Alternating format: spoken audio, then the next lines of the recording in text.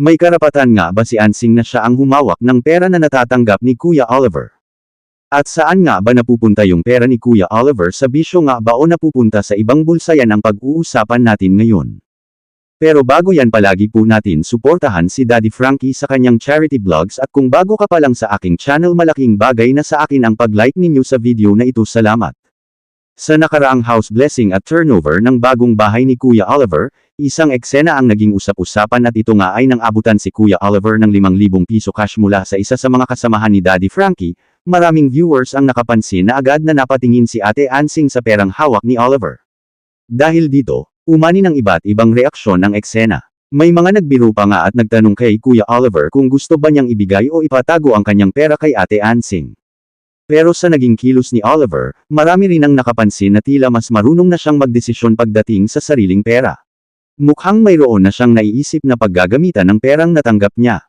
Nahati naman ang opinyon ng mga netizens. May ilan ang nagsabing tama lamang na si Kuya Oliver ang humawak sa sarili niyang pera dahil regalo iyon sa kanya at mahalagang matutunan niyang maging responsable sa paghawak ng kanyang kinikita. Samantala, may iba namang naniniwalang mas mabuti kung may taong tumutulong sa kanya sa pagbabudget, lalo na kung ang layunin ay masigurong mapupunta ang pera sa mas mahahalagang pangangailangan. May mga haka-haka online tungkol sa mga binibili ni Oliver, ngunit wala namang kumpirmadong batayan ang mga ito, kaya hindi nararapat na agad itong gawing katotohanan. Sa ganitong sitwasyon, kung si Kuya Oliver ay may kakayahang magdesisyon para sa sarili at unti-unti nang natututo sa tamang paghawak ng pera, magandang senyales iyon ng kanyang pagiging responsable. Sa totoo lang, si Kuya Oliver pa rin ang may kontrol sa kanyang pera. Sa ganitong paraan, natututo siyang maging independent kung paano ang tamang paggastos ng pera.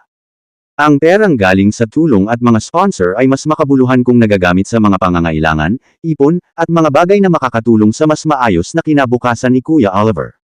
Ang napansin ko lang dito, hindi naman talaga tungkol sa 5,000 ang naging usapan.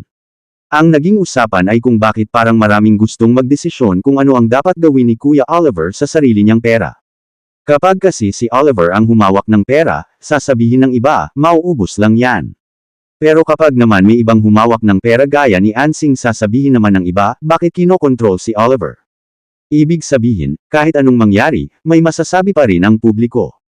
Pero kung pagbabasehan natin ang naging reaksyon ni Oliver, parang malinaw na gusto niyang siya ang may hawak ng perang ibinigay sa kanya. At sa totoo lang, wala namang mali doon. Dahil ang perang iyon ay hindi naman ibinigay sa ibang tao, ibinigay iyon sa kanya. Ngayon, kung ang concern ni Ate Ansing ay baka magastos lang ito sa mga bagay na hindi kailangan, valid naman ang concern na iyon. Pero ang tanong, hanggang saan ang paggabay at kailan ito nagiging pakikialam na sa sariling desisyon ng isang tao? Dahil kung gusto talagang maturuan si Oliver ng tamang paghawak ng pera, hindi sapat na kunin lang ang pera sa kanya. Mas mahalaga na turuan siyang mag-budget at ipaunawa kung bakit may mga bagay na dapat unahin kaysa sa gusto lang bilhin. Sa tingin ko, ito ang isa sa mga sitwasyon na hindi dapat pinipili kung sino ang kakampihan.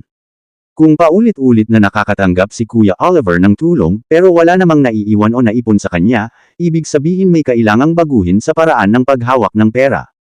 Pero kung sa bawat tulong na natatanggap niya ay laging ibang tao ang magdedesisyon para sa kanya, darating ang panahon na hindi rin siya matututong tumayo sa sarili niyang paa. Ang mas magandang gawin ay hayaan siyang humawak ng sarili niyang pera, pero may accountability. Halimbawa, may magbibigay lang ng payo kung ano ang mas magandang unahin. Sa ganitong paraan, natututo siyang maging responsable nang hindi nawawala ang karapatan niyang magdesisyon.